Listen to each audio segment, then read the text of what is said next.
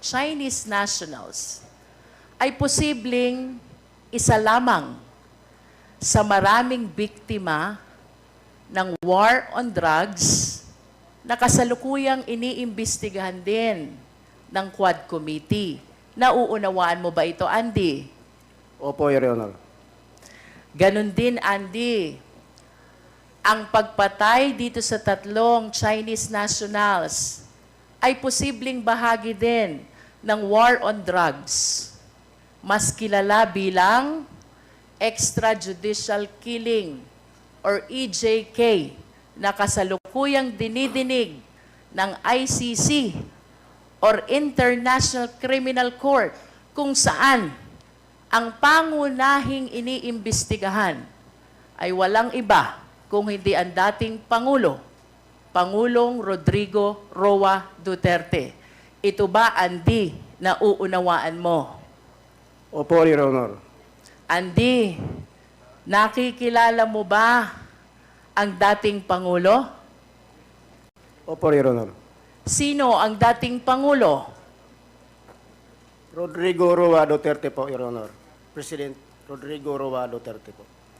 Andy, sa kasalukuyan, ikaw ay nanumpa at nasa harap ng mga congressmen, bahagi ng Quad Committee. Bawal magsinungaling. Nauunawaan mo ba ito? Opo, Your Honor. Napapanood ka din sa buong mundo, Andy. Nauunawaan mo ba ito? Opo, Your Honor. At sa kabila ng lahat ng aking mga naging katanungan sa iyo, Andy, sigurado ka ba sa ginagawa mo? Opo, Your Honor. Voluntaryo ba ang ginagawa mo? Opo. Handa ka ba sa posibilidad na maaaring itong pagpatay ninyo sa tatlong Chinese nationals ay bahagi nga ng war on drugs or EJK, kung saan ang pangunahing suspect ay walang iba kung hindi ang Pangulong Rodrigo Roa Duterte? Yes po, Your Honor. Punta tayo, Andy, sa iyong sinumpaang salaysay. Sa paragraph 3,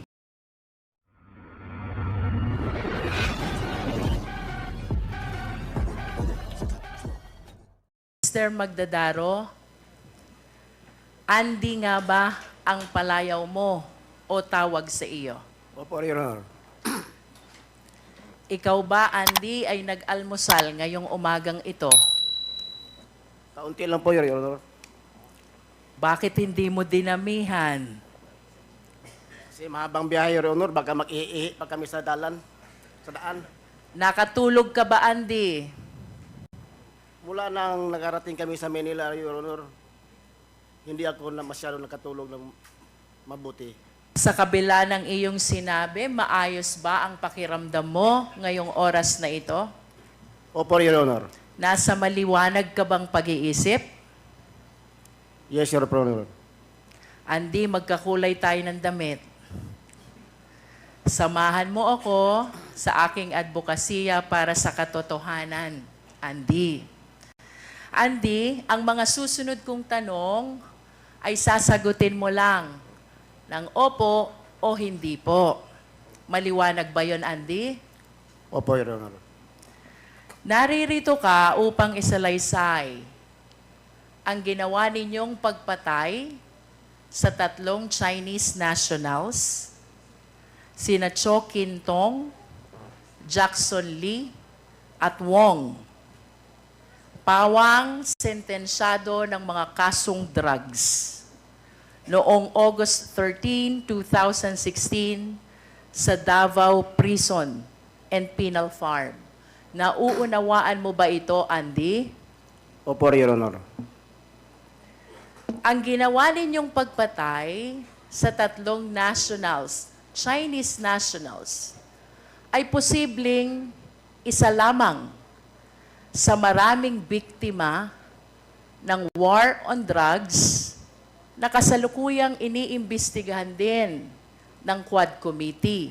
Nauunawaan mo ba ito, Andy? Opo, Your Honor.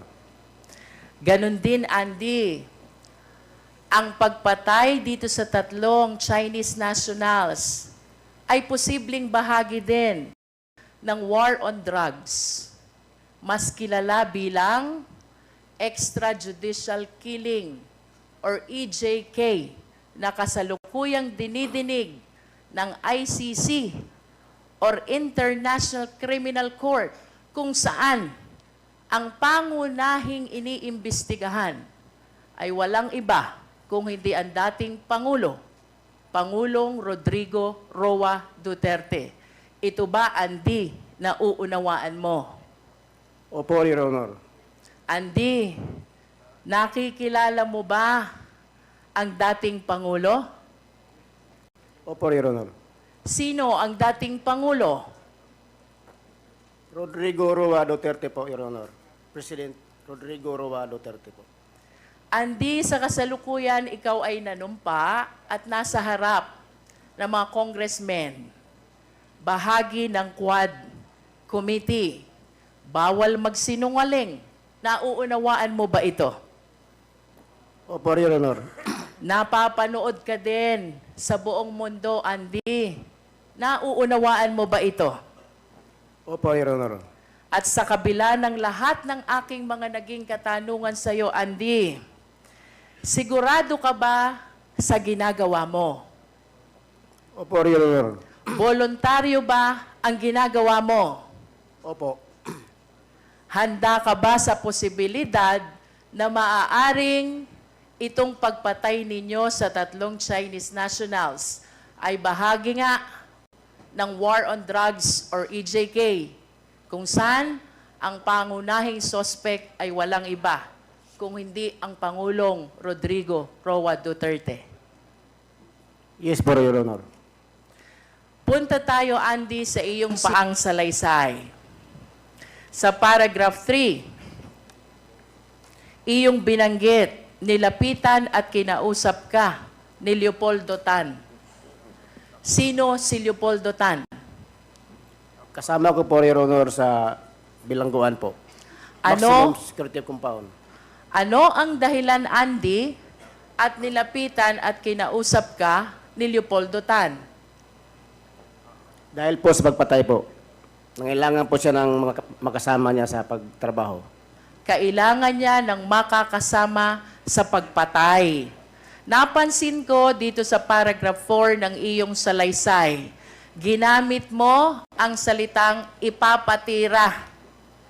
Ang ibig sabihin ba dito ng ipapatira ay ang pagpatay na binabanggit mo ngayon? Opo, Your Honor. Sino ang papatayin, Andy, ayon kay Leopoldo Tan?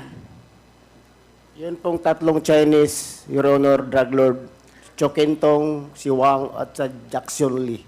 Yun po silang tatlo. Andy, saan matatagpuan nung panahong iyon itong tatlong Chinese national na ayon kay Leopoldo Tan ay papatayin? Doon po sa compound ng foreign ward po, Your Honor. Nakahiwalay po sa maximum. Nalalaman mo ba, Andy, ang dahilan kung bakit ipinapapatay itong tatlong Chinese national? Yes po, Your Honor. Ano ang dahilan, Andy? Bakit ipinapapatay itong tatlong Chinese national? Drug lord po sila, Your Honor. Kasama po sa mga pinapatay sila.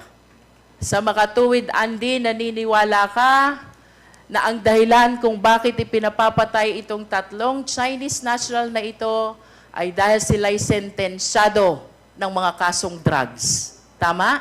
Opo, Your Honor. Ikaw ba ay kaagad pumayag sa nasabing paghingi ng tulong sa iyo ni Leopoldo Tan? Yes po, Your Honor. At maaari bang malaman ang dahilan? Bakit ka pumayag? Dahil po, Your Honor, sa kunting halaga at sa kalayaan po namin, Your Honor.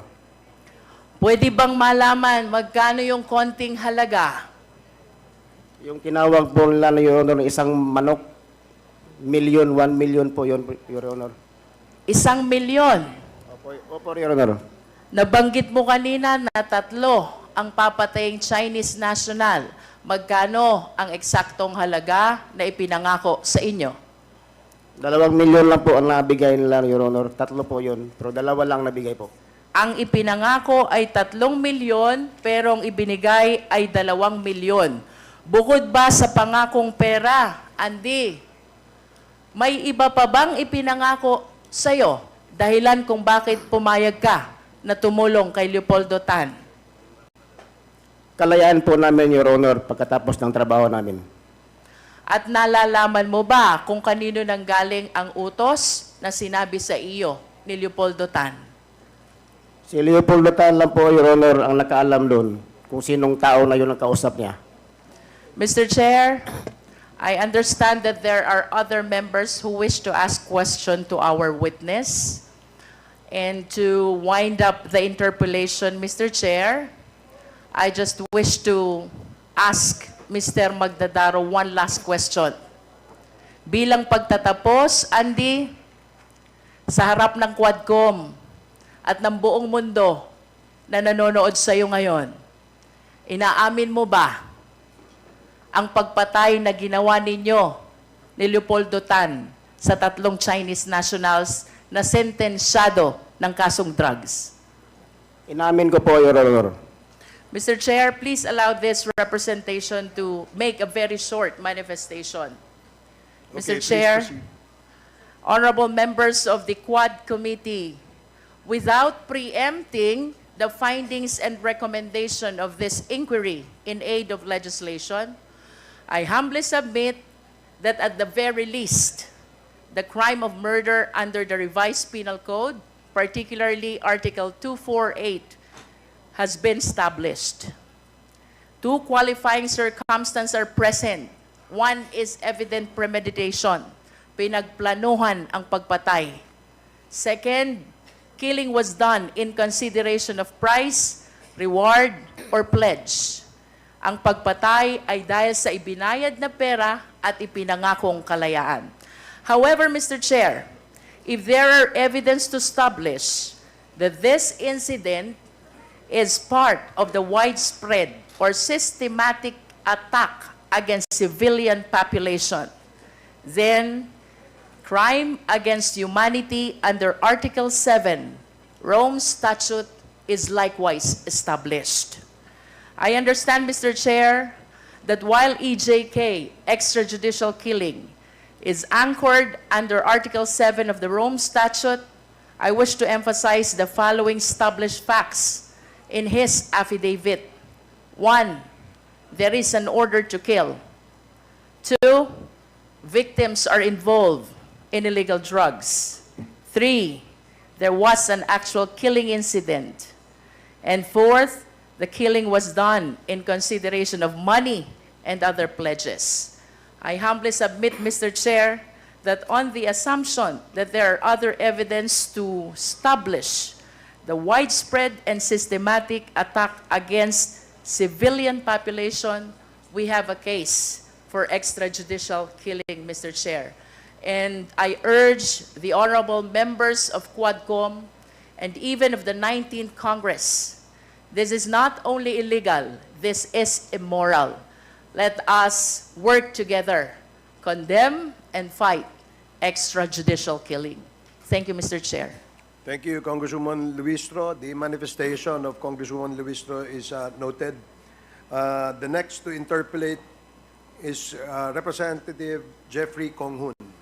You're recognized. Jefferson, Mr. Chair. Jefferson, Mr. Chair, maaari ko po bang iparating ang aking katanungan kay Mr. Fernando Magdarao? please proceed.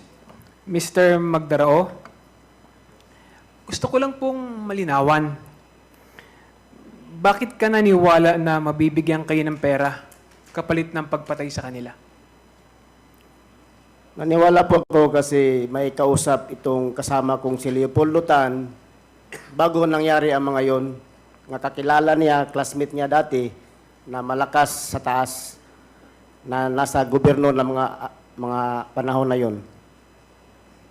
Naitanong mo ba sa kanila kung kanino galing ang pera? Sa kanila galing yun, Your Honor. yung kausap ni Leopoldo Tan ang pera. Kaya nga, naitanong mo sa kanila kung kanino galing yung pera. Hindi na po, Your Honor. Dinagdag pa ni Leopoldo Tan na kayo ay nasa panig ng gobyerno at pinangakuan kayo ng kalayaan kapalit ng halaga. Dahil dito, pumayag ka sa kanyang pakiusap. Tama ba? Opo, Your Honor. Bakit nasabi ni Leopoldo Tan na kayo ay parehong nasa panig ng gobyerno? Kasi kung nagkupirit po kami sa mga utos nila, Your Honor. Ano yung pagkakaintindi mo sa ibig sabihin nito? Yung mga utos, Your Honor, nga natupad namin, ginawa namin ang mga utos nila. Ang utos nila, ginawa namin, Your Honor. Pero ang pinangako nila, hindi nila ginawa. Di ka ba natakot sa gagawin nyo ni Leopoldo Tan? Hindi po, Your Honor. Yung tatlong Chinese na inutos sa inyo para patayin, kilala mo ba itong mga ito? Opo, Your Honor. Paano? Nang dahil sa pag-surveillance namin doon sa area nila sa Parinward, Ayon sa iyong sinumpaang salaysay, no? Nagsagawa kayo ng surveillance sa foreigner area kung saan nakakulong yung tatlong Chinese. Tama po ba yun? opo, Your Honor. Sa puntong ito ng surveillance, kilala nyo na ba o alam nyo na ba? Namumukhaan mo ba kung sino yung target ninyo? Opo, Your Honor. Paano mo nalaman kung sino yung papatayin ninyo? Paano mo nalaman kung sino yung target ninyo? Dahil yung tatlo, Your Honor, pinasok na doon sa area namin sa Silda size. Kailan mo nalaman na yung mga target ninyo, ay sa yung salaysay, no? Si Cho Kintong, Jackson Lee, at Wong, kailan mo nalaman na yun yung mga papatayin nyo, yung target ninyo? Sa mga araw na po noon, Your Honor, nung dinala sila doon sa Silda size po. Sa pagkakaintindi ko, no, ayon sa'yo, noong August 11, 2016, pumasok ang mga tauhan ng Bucor sa selda mo. Tama ba? Opo, Your Honor. Tapos kinapkapan ka, pinalabas na may nahuling sabu sa'yo. Tama ba? Opo, Your Honor. At ano ang pagkakaintindi mo sa pangyayaring ito? Parang connected na po sa paghuli, Your Honor, para mapatay yung tatlong inchik po. Tingin mo ba ito ay bahagi sa plano ni Leopoldo kung paano nyo iligpit yung tatlong Chinese drug lord? Opo, Your Honor. Dahil dyan sa mga nakuha sa inyong shabu, di ba may nakuha sa inyong shabu, di ba?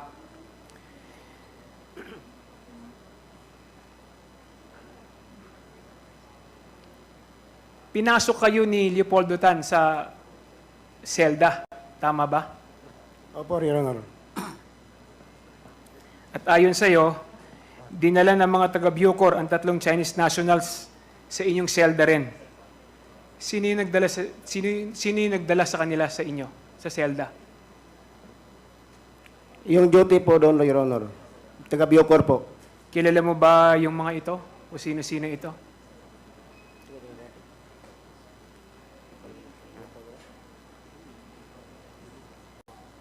Sir Puro po, Your Honor. Ang nagdala sa amin doon sa Silda size. Si Sir Poro. Ayon rin sa iyo nung una, ayaw pumasok nung tatlo. 'Di ba? Yung tatlong drug lord ayaw pumasok nung tatlo.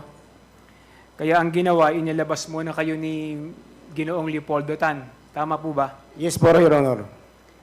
Tapos, pagkatapos, yung umalis, ipinasok yung tatlo, at saka ibinalik yung tatlong Chinese. Tama ba? Opo, Your Honor. Ayon sa iyo, bandang gabi ng araw na yon, pinagsasaksak nyo ni Leopoldo yung tatlong Chinese. ginamit mo sa pagsaksak ay 29, samantala si Leopoldo ay korta na parehong bigay sa inyo ni Leo Pinkian. Tama ba sa iyong salisay? Opo. Ano yung korta? Yung balisong din yan, Your Honor. Ano yung tsura nun? Parang Pasensya ka na, hindi ko alam kung yung tsura ng korta. Ano yung korta?